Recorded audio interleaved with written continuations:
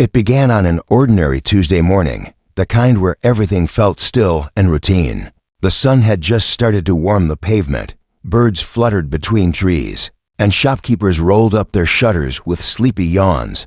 But that peace didn't last long. At exactly 8:13 a.m. a loud, sharp bark echoed through the main street of Rosehill Lane. Heads turned.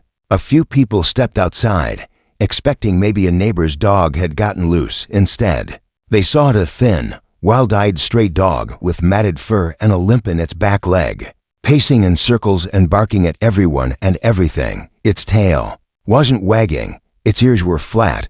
This dog wasn't looking for a home. It was scared, angry, and unpredictable. Within minutes, panic swept through the street. A delivery boy dropped his basket of bread and bolted. A jogger stumbled backward when the dog charged, narrowly avoiding a bite. Parents yanked their children indoors, yelling for them not to look out the windows. A cyclist tried to outrun it, only to crash into a bush when the dog gave chase. The neighborhood had never seen anything like it. One man tried to be brave. Mr. Landon, the owner of the corner grocery store, grabbed a broom and stepped outside. "Go on, get," he shouted, waving the broom high in the air. The dog growled and snapped its jaws, inching closer with a warning bark that sent Mr. Landon retreating faster than he came out. The broom clattered to the ground, untouched. No one else volunteered to pick it up. By mid-morning, the streets were deserted. Stores closed early. Mailboxes stayed full. Conversations moved to online neighborhood groups, with messages like, "Anyone know where this dog came from? My son can't sleep. It chased him near the bus stop. We should call animal control. This isn't safe." Some claimed the dog had come from the nearby woods. Others said it had been abandoned by someone who left town last week. A few people believed it had been hurt, maybe even abused, and had lost its trust in humans. Entirely, whatever the truth was, one thing became painfully clear: the dog wasn't leaving. Each morning, it returned to the same stretch of sidewalk near the old mailbox on Spruce Street. It paced up and down the curb like it was guarding something. Every time someone walked too close, it snapped or barked until they left. The whole community felt under siege by a creature they couldn't understand and certainly couldn't control. People started changing their routes. The morning coffee cart that used to be busy now stood idle. Trash pickup was delayed because workers didn't want to step out of the truck. Even the ice cream truck stopped showing up. For the first time in years, children played indoors instead. Oven driveways. The once lively neighborhood had turned into a quiet, tense zone. All because of one scared animal. No one could make sense of it. No one knew how to stop it. And worst of all, no one dared to get close. But someone was watching. Someone small. Someone quiet. Her name was Alina. She stood behind the curtains of her living room every day after school, a soft toy clutched in her hand. She watched the way the dog limped. She noticed how its eyes weren't angry, they were tired, hurt, lost. She didn't feel fear the way others did. She felt something else. She didn't tell anyone what she planned to do, not yet. But deep down, she already knew she would be the one to step forward. The dog was back the next day. Same spot, same pace, the same sharp, rattled bark that sent shivers down every spine on Spruce Street. Neighbors didn't need a reminder. Curtains stayed drawn. Porch lights flicked off even in daylight. A delivery van idled 3 houses down and never pulled in.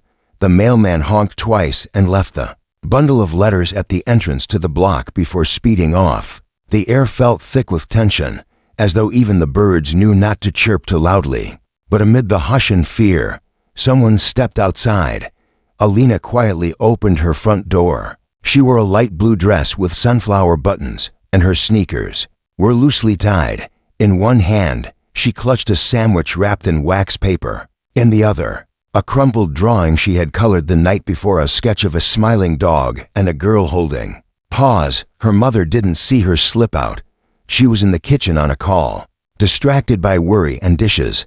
Alina didn't intend to cause trouble. She just didn't believe the dog was what everyone thought it was. She had watched it for days now, from behind her curtain, from upstairs, even once from the porch when her mom wasn't looking. She noticed little things no one else cared to see. The way the dog always checked behind itself, as if afraid of being followed. How it never barked at birds, cats, or even other dogs, only humans. How its back leg shook slightly whenever it stood too long. She didn't think it was mean. She thought it was afraid. Alina took slow, careful steps down the path. The dog saw her immediately. It growled. It stood stiff, tail down, ears back, its eyes locked onto hers like a warning. But Alina didn't stop. Halfway down the sidewalk, she sat on the curb, not too close, just far enough to be respectful. She unwrapped the sandwich slowly and tore it in half. One piece she placed gently on the edge of the sidewalk between them. The other she kept in her lap. The dog growled again, softer this time. From behind half-closed blinds, a neighbor gasped. Someone whispered, "Is that the Jennings girl?" Across the street, Mr. Landon opened his store door, just a crack, heart racing. But Alina didn't flinch. She didn't look around. She sat still and waited. The dog didn't move at first. It sniffed the air, still low to the ground. A full minute passed in silence. Then, ever so slightly, it took one step forward. Then another. Its growl faded. Its ears twitched. It was as if no one else existed, just the dog, the sandwich, and a girl who saw something everyone else had missed. The dog stopped a few feet away from the food. Its nose twitched again. It looked at Alina, then back at the sandwich. Then, very gently, it took the piece in its mouth and backed away to a safe distance. It ate slowly, eyes never leaving the girl. Alina smiled, just a little. She didn't clap or talk loudly. She didn't reach out to touch it. She just sat there, finishing her own sandwich quietly. When her mother finally noticed she was missing, she rushed out in a panic. But by then, the dog was gone again, having retreated to wherever it spent the night. And Alina? She stood up, brushed the crumbs from her dress, and turned back toward the house with a quiet kind of pride in her step. "What were you thinking?" her mother cried, hugging her tightly. "I don't think he's bad," Alina whispered. "I think he's just sad." And in that moment, even her mother couldn't find the words to argue. The next morning, people waited. They didn't say it out loud, but something was different in the air. Curtains stayed open longer. Heads peeked above fences. Children asked their parents, "Will the girl feed the dog again today?" Even Mr. Landon brought a thermos out to his porch and sat on the steps, pretending to drink, but watching closely. At exactly 8:07 a.m., the stray appeared. Same limp, same fur, tangled and dirty. But something about its posture had changed. It didn't growl immediately. It didn't bark or pace like before. It just stood at the edge of Spruce Street and scanned the sidewalk, almost as if it was waiting for someone. Then came Alina. This time, her mother followed closely behind, one hand on the screen door, not ready to interfere, but not entirely comfortable either. Alina walked slowly, a small brown paper bag in her hands. She wore the same shoes, untied again, and a new drawing folded carefully in her back pocket. She walked to the same spot near the curb and sat down, just like before. From the bag, she pulled out 2 small sandwiches and a handful of carrot sticks. One sandwich she placed on the sidewalk with care. The other she kept, taking little bites as she hummed softly. The dog inched closer, a little faster this time. It didn't bark. It didn't growl. Its ears flicked as if it was still unsure, but it didn't hesitate as long. Within seconds, it reached the sandwich. This time, it didn't back away. It lay down a few feet from Alina and ate slowly, crumbs dropping from its mouth onto the concrete. Alina didn't speak, but she reached into her pocket and unfolded her drawing. She placed it beside her on the ground, letting the dog see it. In the picture, the dog was smiling. Alina had drawn it clean and healthy, with bright eyes and a wagging tail. Beside it stood a little girl, herself holding a leash, not to control it, but to walk beside it. The dog tilted its head. A tiny sound escaped its throat, not a bark or growl, just a puzzled huff, as if it was trying to understand. Then it looked up at her and stared. That moment lasted only a few seconds, but to everyone watching, it felt like time had frozen. There was no barking, no tension, just a child and a creature most had feared, looking at each other with quiet curiosity. "I think he likes me," Alina said, turning her head slightly toward her mom, who still stood frozen at the doorway. Her mother didn't reply. Right away, she slowly stepped outside, her eyes never leaving the dog. Across the street, Mrs. Hart clutched her chest and whispered to no one, "That child has magic in her." Phones began recording. Someone across town posted a live video. On social media, within hours, hundreds of people had watched the clip of the stray gently lying down beside the girl with the sandwich. Comments poured in. "That little girl is braver than most adults I know. She didn't tame a dog, she reached a heart. How did she know he wasn't dangerous?" But Alina didn't care about any of that. When the dog finished the sandwich, she gently slid the carrot sticks a little closer. The dog sniffed, took one in its mouth, and chewed awkwardly, but he didn't spit it out. That made her giggle. "He's learning to eat healthy," she whispered. For the first time, the dog's tail gave a tiny, uncertain wag. No one clapped, no one moved. They all just stood in awe. A moment before, they had feared this creature. Now they witnessed something else entirely, a change that came not from force, but from patience, trust, and a quiet lunch shared on a quiet street. And the girl? She didn't know she had started something bigger. She just wanted to see him again tomorrow. The fourth morning brought more than just whispers and cautious glances. It brought a small crowd. By 7:45 a.m., cars were parked neatly along the edge of Spruce Street. People stood with coffee cups, some in robes, others already dressed for work but lingering just a bit longer. A few parents held their children close, ready to pull them back if needed. Even the mailman had delayed his route, resting his satchel on a garden wall as he waited.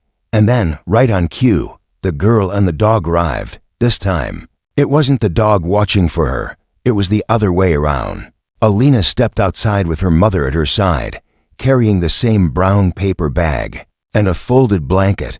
Her mother carried a small water bowl and stood just a few paces behind, supportive but still uncertain.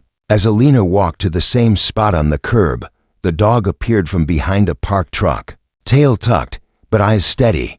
Alina smiled softly and sat on the blanket she laid out. She placed a sandwich chicken, this time on the concrete near her feet, and gently poured water into the bowl. She said nothing, moved slowly, and waited.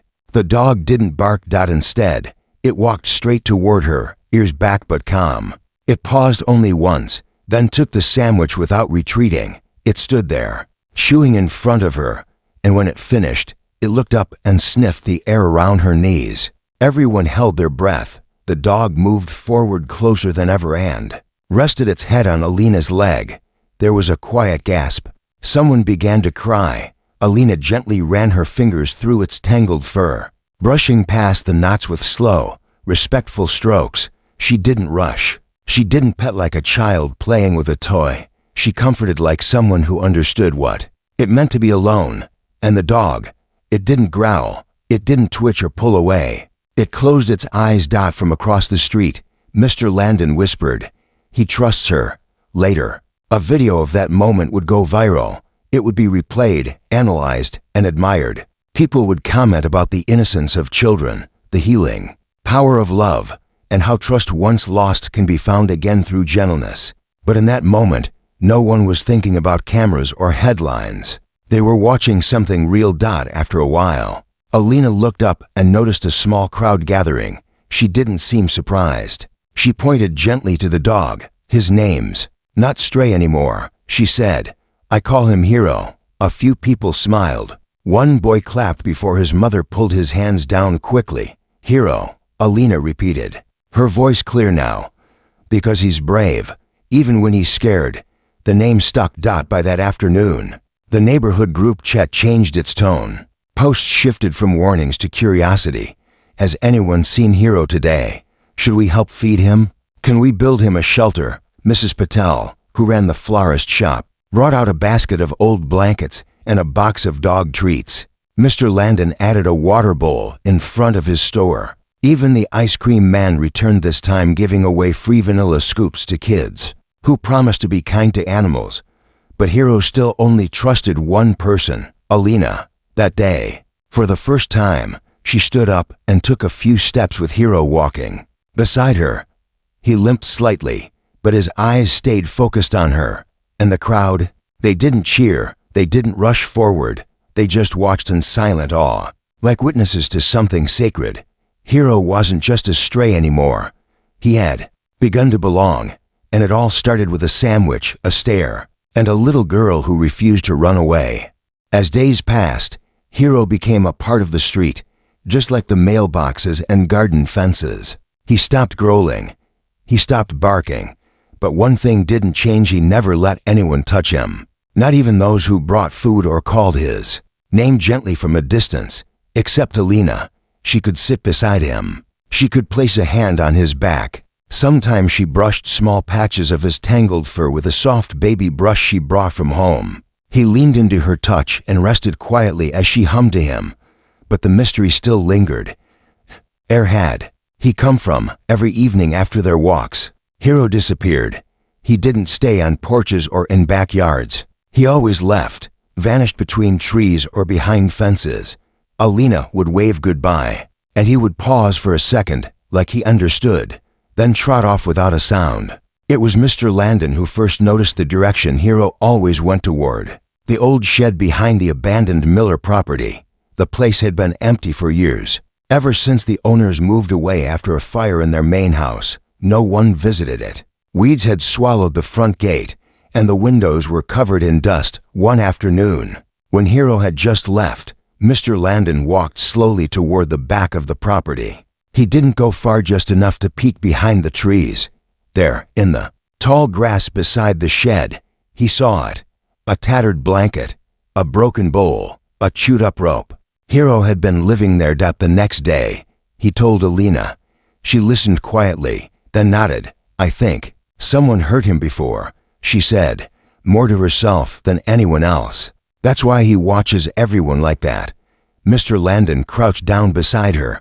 And yet, he trusts you. Alina looked down. Because I didn't ask him to, I just waited. That evening, she asked her mother if they could visit the shed. Her mother hesitated at first, but finally agreed so long as they stayed safe and close. They brought a flashlight, a blanket, and a fresh bowl of water. As they approached the old property, Hiro stepped out of the brush. He didn't growl. He didn't run.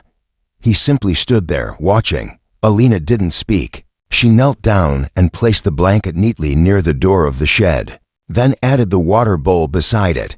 You don't have to sleep in the cold, she whispered. Then she stood and waited. Hiro sniffed the blanket. His body was still tense, his eyes unsure, but slowly, he stepped onto the fabric. Then he lay down, not all the way, just enough to test it. Alina didn't move, but her eyes were shining. The next morning, Hiro didn't disappear. He stayed near the Miller yard, curled on the new blanket as the sun warmed his fur. Children peeked through the fence and waved.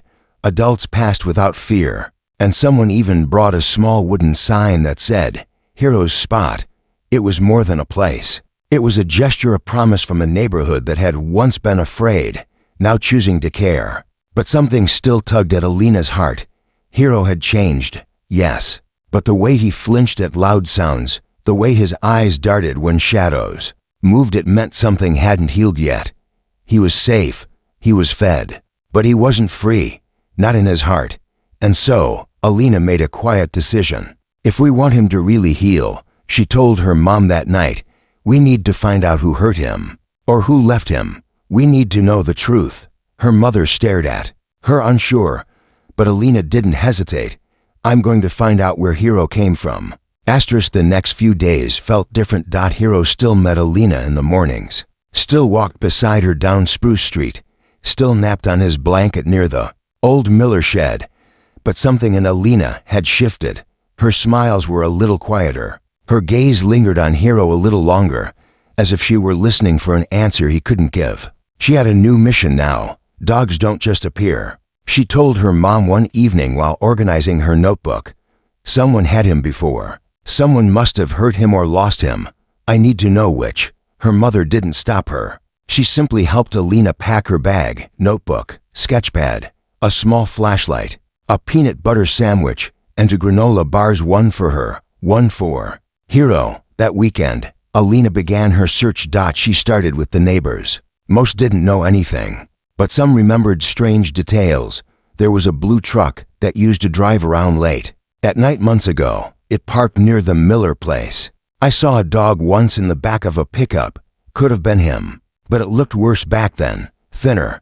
I heard barking a lot, like someone was yelling at it to shut up. She wrote everything down. She drew a map of where Hero walked, where he disappeared at night, where the old food bowls and torn rope were found. With every scribbled note, her questions deepened. One clue came from an unexpected place: Mrs. Vargas, the oldest resident on Spruce Street. I remember that dog, Mrs. Vargas said as she poured Alina some lemonade. He was tied behind a trailer that used to be parked by the empty lot off Mason Avenue. The trailer's gone now, but I remember the poor thing yelping. Alina's heart dropped. She knew the lot. It wasn't far, maybe a 15-minute walk. She had never gone there before. It was empty, full of weeds and old tires. That evening, she and her mother took Hero and walked toward the lot. The moment they got close, Hero stopped. He didn't growl. He didn't bark. He froze. Alina knelt down and placed a hand gently on his side. "It's okay," she whispered. "You don't have to go back. I just want to understand." But Hero was already backing up, his tail low, eyes wide. His whole body trembled, not from cold, but from memory. Alina didn't push. She turned back. Hero followed, sticking close to her side the whole way. When they reached home, he didn't run to his blanket or the porch. He lay at her feet. That night, Alina drew a new picture. This time it wasn't Hero standing beside her. It was Hero running free, strong, ears flying, back in the wind. She taped it to the wall beside her bed and stared at it until she fell asleep.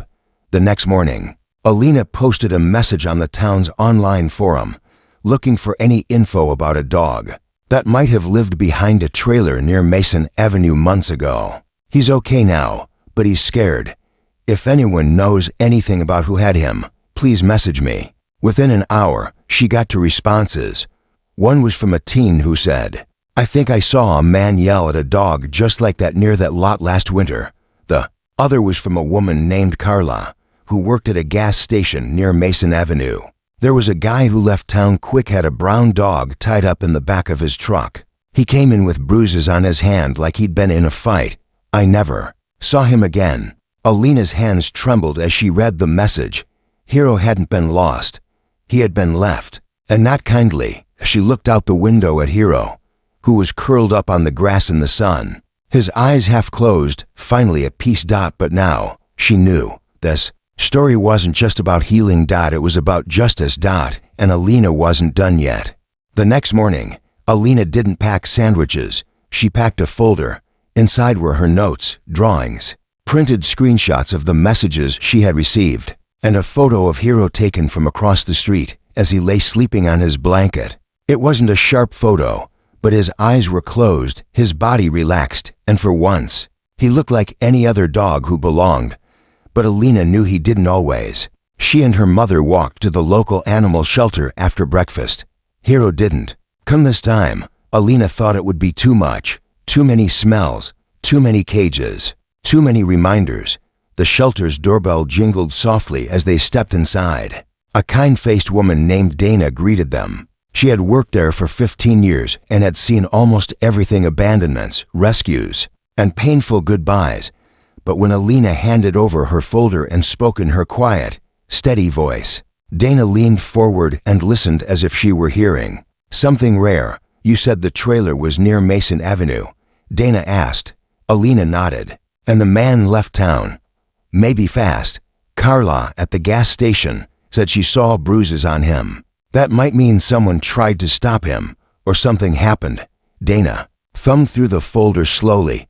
"And you've been the one helping this dog since day one?" Alina nodded again. That Dana looked up. "Sweetheart, this is a lot for someone your age." Alina's eyes didn't waver. "I didn't ask him to trust me. He just did.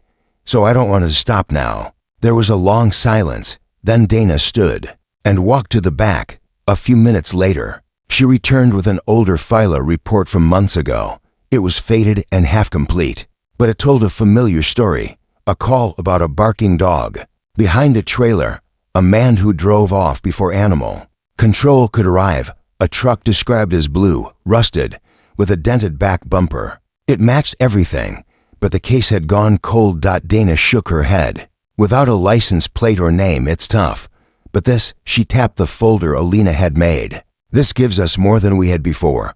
That evening, Dana made a few calls, one to a local rescue group, another to a retired officer who had once tracked illegal pet sales in the area.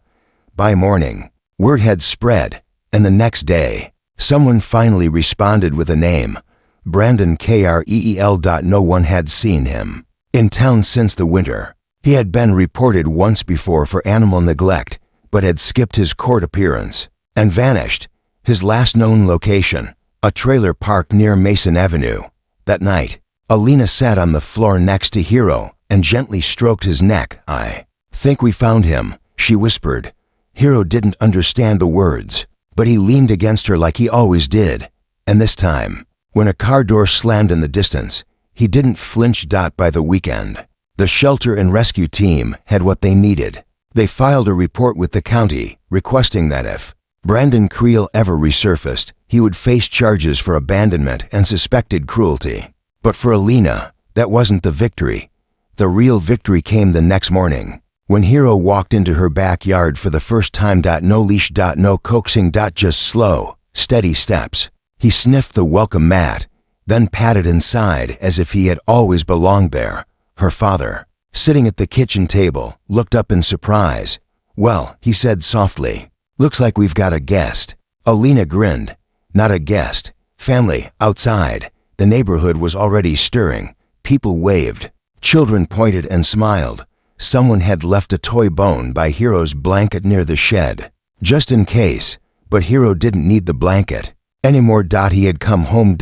And for the first time, he didn't walk away. The morning sunlight poured through the kitchen window as Alina and Hiro settled into their new routine. No longer the scared stray lurking on the edges of the neighborhood. Hiro was now a part of the family. He wagged his tail at the sound of Alina's footsteps, greeted her with gentle licks, and even let her younger brother pet him without flinching. For the first time in a long while, the house felt complete.